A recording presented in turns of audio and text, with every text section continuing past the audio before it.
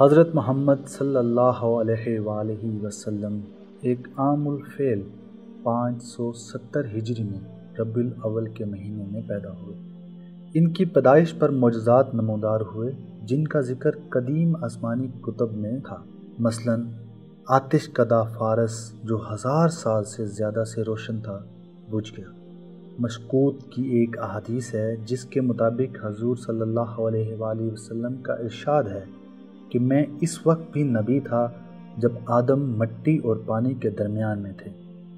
میں ابراہیم علیہ السلام کی دعا، عیسیٰ علیہ السلام کی بشارت اور اپنی والدہ کا وہ خواب ہوں جو انہوں نے میری پیدائش کے وقت دیکھا، اور ان سے ایک ایسا نور ظاہر ہوا جس سے شام کے محلات روشن ہو گئے۔ جس سال آپ صلی اللہ علیہ وآلہ وسلم کی پیدائش ہوئی، اس سے پہلے قریش معاشی بدحالی کا شکار تھے، مگر اس سال ویران زمین سرسبز و شاداب ہو گئی، سوکھے ہوئے درخت ہرے ہو گئے اور قریش خوشحال ہو گئے۔ آپ صلی اللہ علیہ وآلہ وسلم کی تاریخ پیدائش کے بارے میں مختلف روایات میں ہیں۔ اہل سنت کے مطابق زیادہ روایات 12 ربیع الاول کی ہیں، اگرچہ کچھ علماء 9 ربیع الاول کو درست مانتے ہیں۔ اہل تشیع 17 ربیع الاول کو درست سمجھتے ہیں۔ آپ صلی اللہ علیہ وآلہ وسلم کا نام آپ کے دادا حضرت عبد المطلب نے رکھا۔ عربی زبان میں لفظ محمد کے معنی جس کی تعریف کی گئی، یہ لفظ اصل حمد سے ماخوذ ہے جس کا مطلب ہے تعریف کرنا۔ یہ نام اس سے پہلے کبھی نہیں رکھا گیا تھا۔ آپ صلی اللہ علیہ وآلہ وسلم کی ولادت مکہ کے علاقے شعیب ابی طالب کے جس گھر میں ہوئی، وہ بعد میں کافی عرصہ ایک مسجد رہی جسے آج کل کتب خانہ یعنی لائبریری بنا دیا گیا ہے۔ آپ صلی اللہ علیہ وآلہ وسلم کا تعلق قریش عرب کے معزز ترین قبیلہ بنو ہاشم سے تھا۔ اس خاندان کی شرافت، ایمانداری اور سخاوت بہت مشہور تھی۔ یہ خاندان حضرت ابراہیم علیہ السلام کے دین پر تھا جسے دین حنیف کہتے ہیں۔ آپ صلی اللہ علیہ وآلہ وسلم کے والد عبداللہ بن عبد المطلب اپنی خوبصورتی کے لیے مشہور تھے، مگر ان کا انتقال آپ صلی اللہ علیہ وآلہ وسلم کی پیدائش سے 6 ماہ پہلے ہو گیا تھا۔ والدہ کا نام حضرت آمنہ بنت وہاب تھا جو قبیلہ بنی زہرہ کے سردار وہاب بن عبد المناف بن قزا بن کلاب کی بیٹی تھی، یعنی ان کا شجرہ آپ کے شوہر عبداللہ بن عبد المطلب کے ساتھ عبد المناف بن قزا کے ساتھ مل جاتا ہے۔ آپ صلی اللہ علیہ وآلہ وسلم کے دادا عبد المطلب قریش کے سردار تھے۔ آپ صلی اللہ علیہ وآلہ وسلم کا شجرہ نسب حضرت عدنان سے جا ملتا ہے جو حضرت اسماعیل علیہ السلام ابن حضرت ابراہیم علیہ السلام کی اولاد میں سے تھے۔ حضرت عدنان کی اولاد کو بنو عدنان کہا جاتا ہے۔ آپ صلی اللہ علیہ وآلہ وسلم کے والد حضرت عبداللہ بن عبد المطلب آپ کی ولادت سے 6 ماہ قبل وفات پا چکے تھے، اور آپ کی پرورش آپ کے دادا حضرت عبد المطلب نے کی۔ اس دوران میں آپ صلی اللہ علیہ وآلہ وسلم نے کچھ مدت بدو قبیلے کے ساتھ بسر کی جیسا عرب کا رواج تھا۔ اس کا مقصد بچوں کو فصیح عربی زبان سکھانا اور کھلی آب و ہوا میں صحت مند طریقے سے پرورش کرنا تھا۔ اس دوران میں آپ صلی اللہ علیہ وآلہ وسلم کو حضرت حلیمہ بنت عبداللہ اور حضرت صوبیہ نے دودھ پلایا۔ 6 سال کی عمر میں آپ کی والدہ اور 8 سال کی عمر میں آپ کے دادا بھی وفات پا گئے۔ اس کے بعد آپ کی پرورش کی ذمہ داری آپ کے چچا اور بنو ہاشم کے نئے سردار حضرت ابو طالب کے سر انجام دی گئی۔ حضرت محمد صلی اللہ علیہ وآلہ وسلم نے حضرت ابو طالب کے ساتھ شام کا تجارتی سفر بھی اختیار کیا اور تجارت کے امور سے واقفیت حاصل کی۔ اس سفر کے دوران میں ایک بحیرہ نامی عیسائی راہب نے آپ صلی اللہ علیہ وآلہ وسلم میں کچھ ایسی نشانیاں دیکھیں جو ایک آنے والے پیغمبر کے بارے میں قدیم آسمانی کتابوں میں لکھی گئی تھی۔ اس نے حضرت ابو طالب کو بتایا کہ اگر شام کے یہود اور نصارہ نے یہ نشانیاں پا لیں تو آپ صلی اللہ علیہ وآلہ وسلم کی جان کو خطرہ ہو سکتا ہے۔ چنانچہ حضرت ابو طالب نے یہ سفر ملتوی کر دیا اور واپس مکہ آ گئے۔ اس سے معلوم ہوتا ہے کہ آن حضرت محمد صلی اللہ علیہ وآلہ وسلم کا بچپن عام بچوں کی طرح کھیل کود میں نہیں گزرا ہوگا، بلکہ آپ صلی اللہ علیہ وآلہ وسلم میں نبوت کی نشانیاں شروع سے ہی موجود تھیں۔ اس قسم کا ایک واقعہ اس وقت بھی پیش آیا جب آپ صلی اللہ علیہ وآلہ وسلم بدو قبیلہ میں اپنی دایا کے پاس تھے۔ وہاں حبشہ کے کچھ عیسائیوں نے آپ صلی اللہ علیہ وآلہ وسلم کو بغور دیکھا اور کچھ سوالات کیے، یہاں تک کہ نبوت کی نشانیاں پائیں، اور پھر کہنے لگے کہ ہم اس بچے کو پکڑ کر اپنی سرزمین میں لے جائیں گے۔ اس واقعہ کے بعد حضور صلی اللہ علیہ وآلہ وسلم کو مکہ لوٹا دیا گیا۔ تقریباً 25 سال کی عمر میں آپ صلی اللہ علیہ وآلہ وسلم نے شام کا دوسرا بڑا سفر کیا، جو حضرت خدیجہ علیہ السلام کی تجارتی قافلہ کے لیے تھا۔ حضرت محمد صلی اللہ علیہ وآلہ وسلم نے ایمانداری کی بنا پر اپنے آپ کو ایک اچھا تاجر ثابت کیا۔ آپ صلی اللہ علیہ وآلہ وسلم دوسرے لوگوں کا مال تجارت بھی تجارت کی غرض سے لے جایا کرتے تھے۔ آپ صلی اللہ علیہ وآلہ وسلم یہ خدمات حضرت خدیجہ علیہ السلام کے لیے بھی انجام دیا کرتے تھے۔ اس سفر سے واپسی پر حضرت خدیجہ علیہ السلام کے غلام میسرہ نے ان کو حضور صلی اللہ علیہ وآلہ وسلم کی ایمانداری اور اخلاق کی کچھ باتیں بتائیں۔ انہوں نے جب یہ باتیں اپنے چچا زاد بھائی ورقہ بن نوفل کو بتائیں تو ورقہ بن نوفل نے کہا، جو باتیں آپ نے بتائی ہیں اگر صحیح ہیں تو یہ شخص یقیناً نبی ہے۔ آپ حضرت محمد صلی اللہ علیہ وآلہ وسلم کے اچھے اخلاق اور ایمانداری سے بہت متاثر ہیں اور آپ صلی اللہ علیہ وآلہ وسلم کو شادی کا پیغام دیا، جس کو آپ صلی اللہ علیہ وسلم نے حضرت ابو طالب کے مشورے سے قبول کر لیا۔ اس وقت آپ صلی اللہ علیہ وآلہ وسلم کی عمر 25 سال تھی۔ حضرت خدیجہ علیہ السلام قریش کی مالدار ترین معزز ترین خواتین میں سے تھیں۔ حضرت خدیجہ علیہ السلام سے آپ صلی اللہ علیہ وآلہ وسلم کی 4 بیٹیاں حضرت زینب، حضرت رقیہ، حضرت ام کلثوم اور حضرت فاطمہ پیدا ہوئیں۔ بعض علماء اہل تشیع کے مطابق حضرت فاطمہ علیہ السلام کے علاوہ باقی بیٹیاں حضرت خدیجہ علیہ السلام کی بھانجیاں تھیں۔ حضرت محمد صلی اللہ علیہ وآلہ وسلم غور و فکر کے لیے مکہ سے باہر ایک غار حرا میں تشریف لے جاتے تھے۔ 610 میں فرشتہ جبرائیل علیہ السلام پہلی وحی لے کر تشریف لائے۔ اقرأ بسم ربک الذی خلق، خلق الانسان من علق۔ پڑھو اے نبی اپنے رب کا نام لے کر، جس نے پیدا کیا انسان کو جمے ہوئے خون سے۔ اس وقت حضور صلی اللہ علیہ وآلہ وسلم کی عمر مبارکہ تقریباً 40 برس تھی۔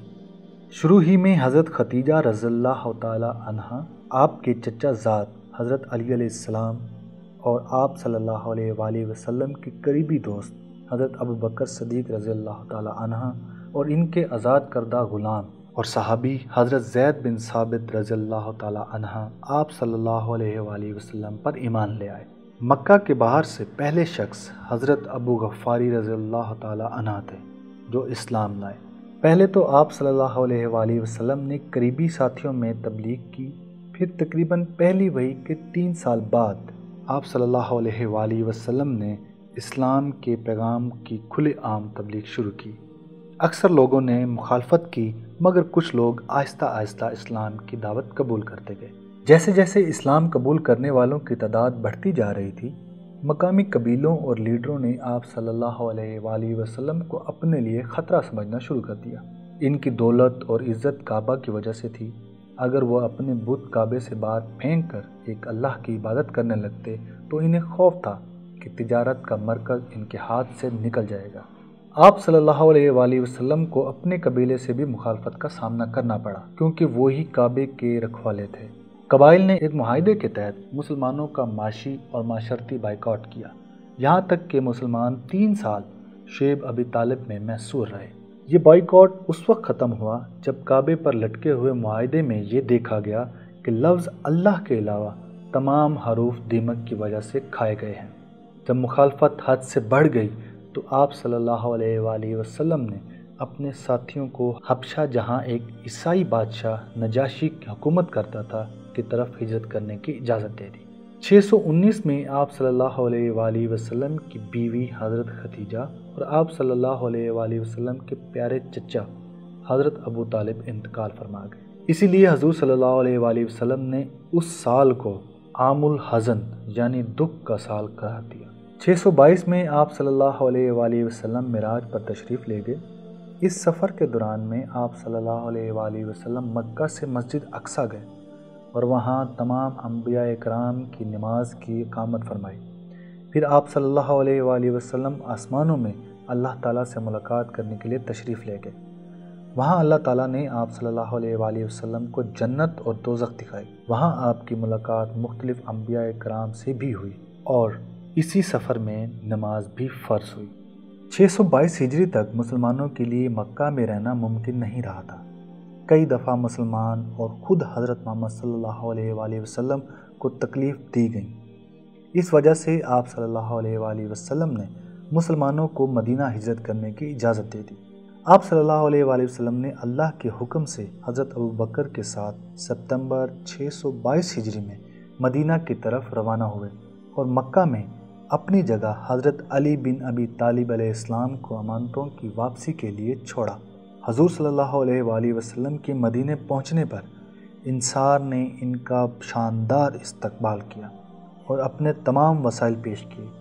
جب آپ صلی اللہ علیہ وآلہ وسلم مدینہ پہنچے تو انصار استقبال کے لیے آئے اور خواتین چھتوں پر سے دیکھ رہی تھیں اور دف بجا کر یہ اشعار پڑھ رہی تھیں جن کا ترجمہ یہ ہے: ہم پر 14ویں کی رات کا چاند طلوع ہو گیا، وعدہ کی پہاڑیوں سے ہم پر شکر واجب ہے، جب تک کوئی اللہ کو پکارنے والا باقی رہے۔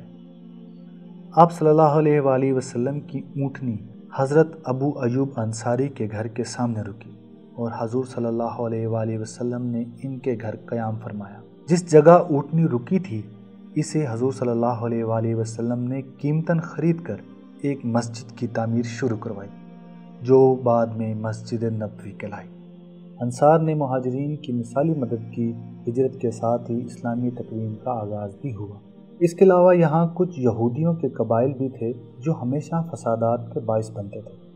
آپ صلی اللہ علیہ وآلہ وسلم کے آنے کے بعد یہودیوں اور مسلمانوں کے درمیان ہونے والا معاہدہ میثاق مدینہ نے مدینہ میں امن کے فضا قائم کر۔ اسی دور میں مسلمانوں کو کعبہ کی طرف نماز پڑھنے کا بھی حکم دیا گیا۔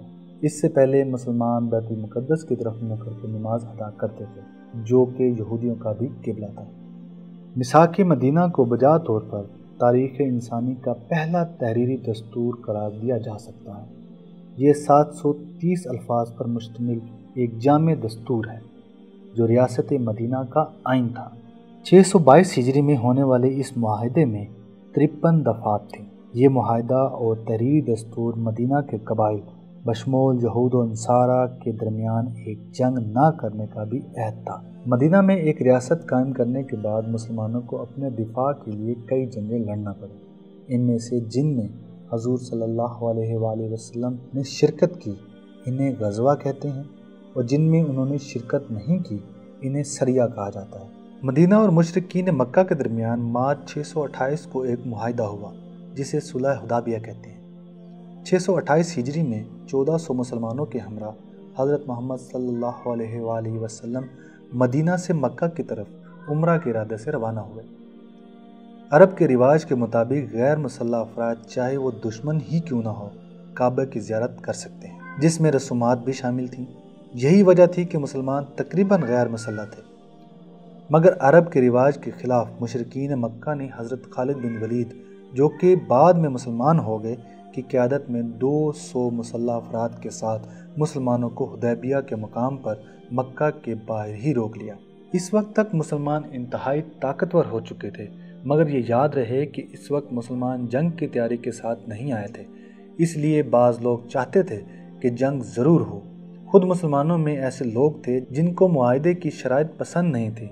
مثلاً اگر کوئی مسلمان مکہ کے لوگوں کے پاس چلا جائے تو اسے واپس نہیں کیا جائے گا، مگر کوئی مشرک مسلمان ہو کر اپنے بزرگوں کی اجازت کے بغیر مدینہ چلا جائے تو اسے واپس کیا جائے گا۔ مگر حضرت محمد صلی اللہ علیہ وآلہ وسلم کی دانش مندی سے صلح کا معاہدہ ہو گیا، اور اس کی بنیادی شک یہ تھی کہ 10 سال تک جنگ نہیں لڑی جائے گی اور مسلمان اس سال واپس چلے جائیں گے اور عمرہ کے لیے اگلے سال آئیں گے۔ چنانچہ مسلمان واپس مدینہ آ گئے اور پھر 629 میں حج کیا۔ اس معاہدے سے پہلے جب مسلمانوں کے ایک نمائندے کو مشرکین نے روک لیا تھا تو حضور صلی اللہ علیہ وآلہ وسلم نے مسلمانوں سے اپنی بیعت بھی لی، جسے بیعت رضوان کہا جاتا ہے۔ اس بیعت میں مسلمانوں نے کہا کہ وہ مرتے دم تک حضور صلی اللہ علیہ وآلہ وسلم کا ساتھ نہیں چھوڑیں گے۔ اس معاہدے کے بہت سود مند اثرات برآمد ہوئے۔ اگرچہ صلح حدیبیہ کی مدت 10 سال طے کی گئی تھی، تاہم یہ صرف 2 برس ہی نافذ رہ سکا۔ بنو قزاع کا حضرت محمد صلی اللہ علیہ وآلہ وسلم سے اتحاد تھا، جب ان کے ساتھ بنو بکر قریش مکہ کے ساتھ تھے۔ ایک رات بنو بکر کے کچھ لوگ آدمیوں نے شب خون مارتے ہوئے بنو قزا کے کچھ لوگ قتل کر دیے۔ قریش نے ہتھیاروں کے ساتھ اپنے اتحادیوں کی مدد کی، جبکہ بعض روایت کے مطابق چند قریش بذات خود بھی حملہ آور میں شامل تھے۔ اس واقعے کے بعد نبی کریم صلی اللہ علیہ وسلم نے قریش کو ایک 3 نکاتی پیغام بھیجا اور کہا کہ ان میں سے کوئی منتخب کر لیں۔ نمبر 1، قریش بنو قزا کو خون بہا دے گا۔ نمبر 2، بنو بکر سے تعلق توڑ لیں۔ نمبر 3، صلح حدیبیہ کو کالعدم قرار دیں۔ قریش نے جواب دیا کہ وہ صرف تیسری شرط تسلیم کریں گے، تاہم جلد ہی انہیں اپنی غلطی کا احساس ہوا اور ابو سفیان کو معاہدے کی تجدید کے لیے روانہ کیا گیا، لیکن نبی کریم صلی اللہ علیہ وآلہ وسلم نے اس کی درخواست رد کر دی۔ نبی کریم صلی اللہ علیہ وآلہ وسلم اس وقت تک قریش کے خلاف چڑھائی کی تیاریاں شروع کر چکے تھے۔ 630 ہجری میں انہوں نے 10,000 مجاہدین کے ساتھ مکہ کی طرف پیش قدمی شروع کی۔ مسلمانوں کی ہیبت دیکھ کر بہت سے مشرکین نے اسلام قبول کر لیا اور نبی کریم صلی اللہ علیہ وآلہ وسلم نے عام معافی کا اعلان کیا۔ ایک چھوٹی سی جھڑپ کے بعد وہ تمام کارروائی پرامن انداز میں مکمل ہو گئی اور نبی کریم صلی اللہ علیہ وآلہ وسلم فاتح بن کر مکہ میں داخل ہو گئے۔ داخل ہونے کے سب سے پہلے آپ نے کعبہ میں موجود تمام بت توڑوا دیے اور شرک کو بت پرستی کے خاتمے کا اعلان کیا۔ حضور صلی اللہ علیہ وآلہ وسلم نے اپنی زندگی کا آخری حج سن 10 ہجری میں کیا۔ اس سے حجۃ الوداع کہتے ہیں۔ آپ صلی اللہ علیہ وآلہ وسلم فروری 632 ہجری کو مدینہ سے روانہ ہوئے۔ آپ صلی اللہ علیہ وآلہ وسلم کی ازواج آپ کے ساتھ تھیں۔ مدینہ سے 9 کلومیٹر دور ذوالحلیفہ کے مقام پر آپ صلی اللہ علیہ وآلہ وسلم نے احرام پہنا۔ حج میں مسلمانوں کی تعداد 1,20,000 سے زیادہ تھی۔ عرفہ کے دن ایک خطبہ دیا اور اس سے اگلے دن منی میں ایک یادگار خطبہ دیا جو خطبہ حج الوداع کے نام سے مشہور ہے۔ اس خطبہ میں انہوں نے اسلامی تعلیمات کا ایک نچوڑ پیش کیا اور مسلمانوں کو گواہ بنایا کہ انہوں نے پیغام الہی پہنچا دیا ہے، اور یہ بھی تاکید کی کہ یہ باتیں ان لوگوں کو بھی پہنچائی جائیں جو اس حج میں شریک نہیں ہیں۔ اس خطبہ میں انہوں نے یہ فرمایا کہ شاید مسلمان انہیں اس کے بعد نہ دیکھیں۔ انہوں نے فرمایا کہ مسلمان پر دوسرے مسلمان کا جان و مال حرام ہے، اور یہ بھی کہا کہ نسل کی بنیاد پر کسی کو کسی پر فوقیت نہیں۔ انہوں نے اسلام کے حلال و حرام پر بھی روشنی ڈالی۔ خطبہ کے آخر میں انہوں نے تاکید کی کہ جو حاضر ہے وہ غائب تک اس پیغام کو پہنچائے۔ ان 2 خطبات کے علاوہ آپ صلی اللہ علیہ وآلہ وسلم نے غدیر خم کے مقام پر بھی خطبہ دیا جو خطبہ غدیر کے نام سے مشہور ہے۔ اس حج کے تقریباً 3 ماہ بعد آپ صلی اللہ علیہ وآلہ وسلم اللہ کو پیارے ہو گئے۔ حجۃ الوداع کے فوراً بعد آپ صلی اللہ علیہ وآلہ وسلم کچھ بیمار ہوئے، پھر ٹھیک ہو گئے، مگر کچھ عرصہ بعد پھر بیمار پڑ گئے اور کئی روز تک ان کے سر میں درد ہوتا رہا۔ بالآخر روایات کے مطابق جون 632 عیسوی میں حضرت محمد صلی اللہ علیہ وآلہ وسلم اللہ کو پیارے ہو گئے۔ انتقال کے وقت آپ کی عمر 63 برس تھی۔ حضرت علی رضی اللہ تعالی عنہ نے غسل اور کفن دیا اور اصحاب کی مختلف جماعتوں نے یکے بعد دیگر نماز جنازہ ادا کی، اور حضرت محمد صلی اللہ علیہ وآلہ وسلم کو مسجد نبوی کے ساتھ ملحق ان کے حجرہ میں اسی جگہ دفن کیا گیا جہاں ان کی وفات ہوئی تھی، اور یہ ان کے ارد گرد کی تمام جگہ اب مسجد نبوی میں شامل ہے۔